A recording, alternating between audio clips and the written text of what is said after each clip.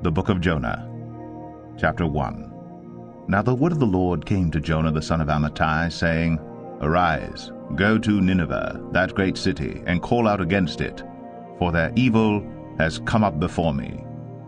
But Jonah rose to flee to Tarshish from the presence of the Lord. He went down to Joppa and found a ship going to Tarshish.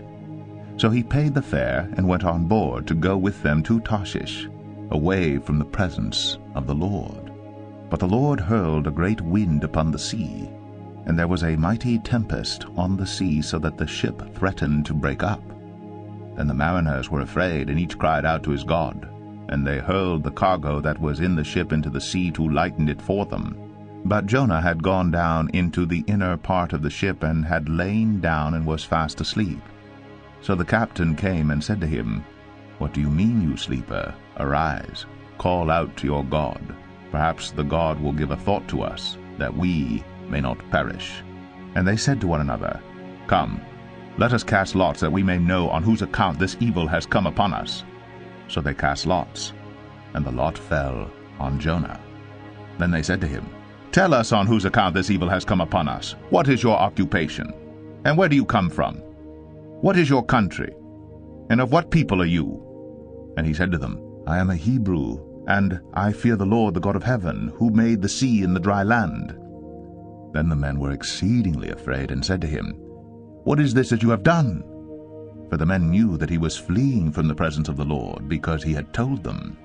Then they said to him, What shall we do to you, that the sea may quiet down for us?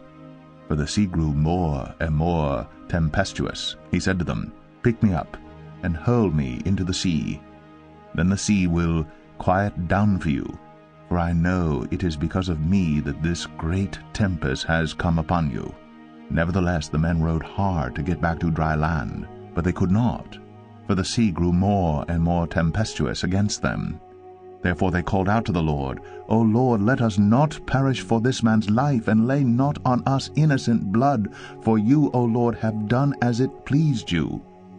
So they picked up Jonah and hurled him into the sea, and the sea ceased from its raging.